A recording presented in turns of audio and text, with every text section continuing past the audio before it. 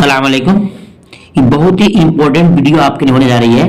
आपको सिर्फ इसमें समझना है, रटना नहीं है। ये ऐसा क्वेश्चन है, ऐसा सवाल है कि आपके 4 नंबर के क्वेश्चन ये आते हैं और आपको इसको समझना होगा।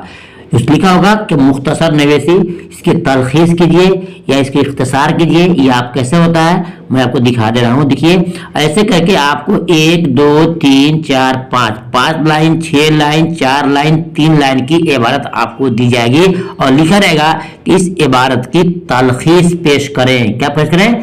तलखीस। देख लीजिए मैं आपको लिखता हूँ तलखीस। याद रखिए इम्तिहान में आएगा, फिर आप उसको याद करोगे।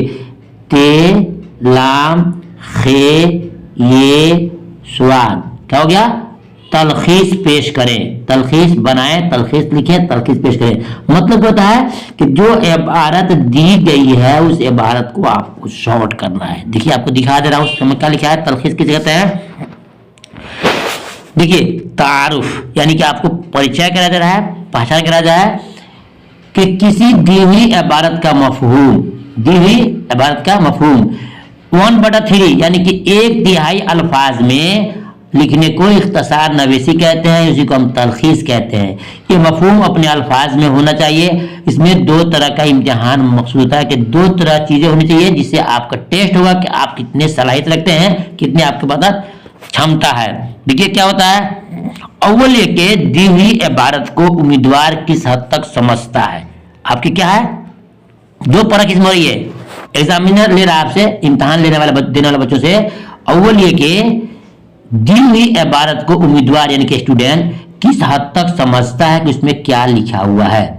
दूसरा ये कि उसके मफहूम को अपने अल्फाज में किस तरह बयान करता है। यही 2 चीज आपसे देखा जाता है। यानी आपको चंद लाइन का सेंटेंस दिया जाएगा, एक जुमला दिया जाएगा, एक इबारत दी जाएगी। उस इबारत को आप 1 से 2 बार 3 बार पढ़ना है, वक्त लगाना है, पढ़ना है। पढ़ने के बाद से उसके मफहूम को आपको समझना है कि क्या दिया गया है। ठीक है, उसके बाद से उसको आपको अगर मानते हैं कि 4 लाइन का है तो आपको 1.5 लाइन में लिख देना है, 2 लाइन में लिख देना है, यानी कि उसको शॉर्ट करना है। क्या करना है? शॉर्ट करना है।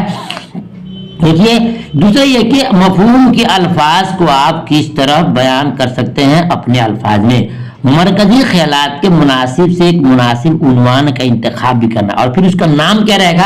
आपको आखिर में नाम भी देना है कि आपने इबारत दी गई है, इससे आपने नतीजा क्या निकाला, उसका नाम क्या होना चाहिए। मैं आपको मिसाल समझाऊंगा तो आपको मुकम्मल तौर से समझ में बात आ जाएगी। मुनासिब उन्वान के एक इंतखाब भी आपको करना है। इस इम्तिहान में यूनिवर्सिटी के लिए 6 नंबर और उन्वान की तजवीज के लिए 2 नंबर मखसूस होते हैं। यानी कि आपको 2 नंबर, 3 नंबर, 4 नंबर आप इसमें मिल सकते हैं। आइए आपको दिखाता हूं, समझ में आपको बात आ जाएगी। देखिए एक इबारत है, ध्यान सुनिएगा। एक इबारत है, मक्का में चूंकि अमन व अमान न था, मक्का में अमन व अमान यानी कि नबी सल्लल्लाहु अलैहि वसल्लम के जमाने की बात है, अमान न था, खुले बंदो नमाज पढ़ने की इजाजत न थी, इसलिए फर्ज नमाज 2 ही रकातें थी। फर्ज नमाजें 2 रकात थी। मदीना आकर जब मुसलमानों ने इत्मीनान की सांस ली और मजहब की आजादी मिली तो जोहर, असर, इशा की 4 रकातें पूरी कर दी गई। समझ रहे हैं आप? मगरिब की 3 ही रही और सुबह में 2, क्योंकि सुबह के वक्त लंबी क़िरात यानी रकातों के बदले ज्यादा कुरान पढ़ने का हुक्म था। ये आपने सुन लिया। क्या सुना? कि मक्का में 2 रकातें नमाज हर वक्त की पढ़ी जाती थी, लेकिन जब मदीना के अंदर पहुंचे मुसलमान तो वहां उनको अब खुले तौर पे नमाज पढ़ने की इजाजत मिल गई। तो क्या हुआ? अब वो 4 के 4 और 2 की 2 और 3 के 3 पढ़ने लगे। ठीक है, ये आपको दे दिया। ये 75 लफ्ज में है। ये कितना है? 75 वर्ड में है, लफ्ज में है। ठीक है, अब इसको आपको शॉर्ट करना है और फिर ये शॉर्ट करने से एक आपको नाम देना है, एक को नाम देना है। इबारत इसी तरह मिलेगी आपको कि उस इबारत को आपके 1 से 2 बार 3 बार पढ़ना है और पढ़ने के बाद से आपको उसका शॉर्ट करना। देखिए 1 2, देखिए हाथ दिखा रहा आपको हम 1 2 3 4 5 यानी कि 5 लाइन में ये इबारत दी गई है। इसको शॉर्ट देखिए कैसे किया गया है। देखिए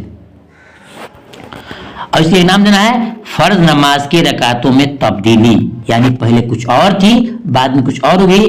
लिखा है जवाब में, मक्का में फर्ज नमाज 2 रकातें मगर मदीना में सुकून मिल जाने पर 4, 3 और 2 रकातों में फर्ज नमाज का हुक्म हुआ। देखिए कितना है, उधर 4-5 लाइन है, यहाँ पर सिर्फ 2 लाइन में बात को समझा दिया गया।